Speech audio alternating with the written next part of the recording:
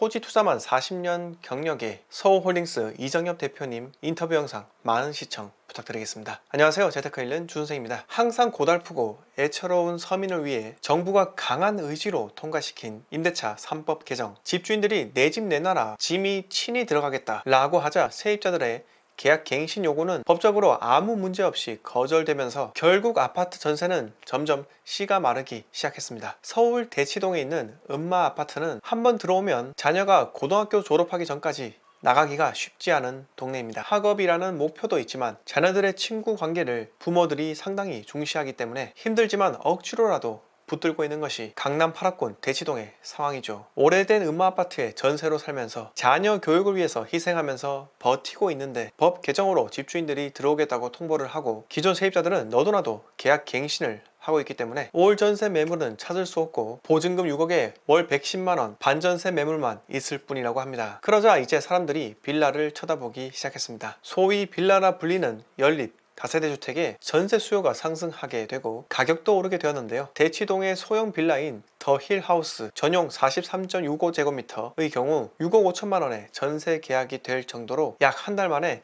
1억 7천만원이나 상승하게 됩니다. 음마아파트 76제곱미터 전세가 6억 5천만원과 비교하면 정말 어처구니 없습니다. 왜 이렇게 부동산 시장이 점점 왜곡되고 있는지 정부에서 반드시 심각하게 고려했으면 합니다. 그럼 오늘 주제에 대해서 이야기 드리겠습니다. 여러분, 하락론자들이 그렇게 외치는 폭락 시나리오, 과연 대한민국 부동산 시장에서 폭락이 온 적이 있을까요? 98년 외환위기 때는 어땠을까요? 이 당시에는 전국 집값이 2% 하락하였고 서울 집값은 14.9% 역대 최대폭으로 하락하게 되었습니다. 원달러 환율은 2,000원 돌파하였고 기준금리는 27%까지 상승했습니다. 아파트에 대한 청약 수요는 당연히 감소를 하였고 수많은 건설사들이 주택사업 포기를 하며 그 당시에 언론에서 현재는 주택시장이 침체되어 있지만 경제가 다소 진정이 되면 주택 매매가가 폭등을 할 것이다 라는 우려도 있었습니다. 이 당시 서울 아파트 전세가는 26.9% 하락으로 전국 최대 폭이었고 역전세난이 발생하자 시티은행에서 전세자금 반환 대출 상품을 만들었는데 대출 이율이 19.7%였다고 합니다. 그런데 98년 6월부터 전국의 주택 매매가와 전세가의 하락폭이 둔화됩니다. 그리고 서울 일부 지역과 분당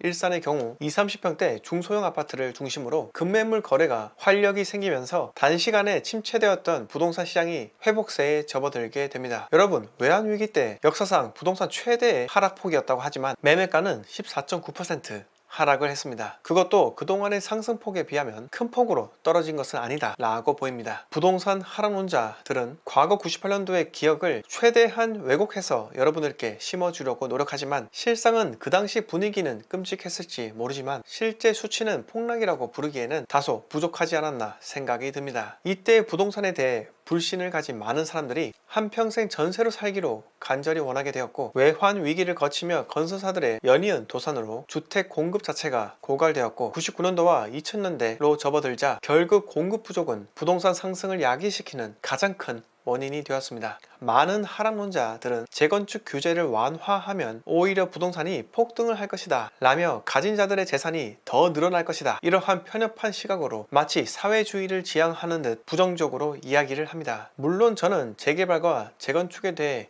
용적률을 상향시켜서 닭장처럼 만드는 것에 대해 상당히 반대하고 부정적인 의견입니다. 제가 홍콩의 상황을 제 눈으로 직접 보았기 때문에 용적률과 건폐율 제한의 중요성을 누구보다 잘 알고 있습니다. 그렇기 때문에 정비 사업을 촉진할 수 있도록 행정적 지원은 필수이고 분양가 상한제 역시 다소 완화해서 조합원들이 어느 정도 수익을 가져갈 수 있도록 배려를 해야 한다고 생각합니다. 조합원들이 기다린 인고의 세월이 있는데 이걸 불로소득 이라고 한다면 저는 그건 좀 아니라 생각합니다. 정부가 조합원들의 수익을 강탈하려고 하고 임대 아파트는 최대한 집어넣으려고 하니 시장에 당연히 공급이 생기지 않는 이유입니다. 많은 하락론자들이 재개발, 재건축은 어차피 주택을 멸시시키고 그리고 조합원들이 들어가서 살기 때문에 공급이 거의 없다 라고 이야기를 합니다. 그런데 실상은 그렇지 않습니다. 조합원 중에 원주민도 있지만 투자자도 상당수입니다. 그들이 모두 직접 들어가서 살 수는 없고 부득이하게 세입자의 전세금으로 잔금을 쳐야 하는 사람들이 태반입니다. 그렇기 때문에 재개발, 재건축 규제 완화로 인한 사업 속도 촉진은 시장의 전세 공급이 활발하게 이루어지게 만드는 촉매제라 생각합니다. 즉 저는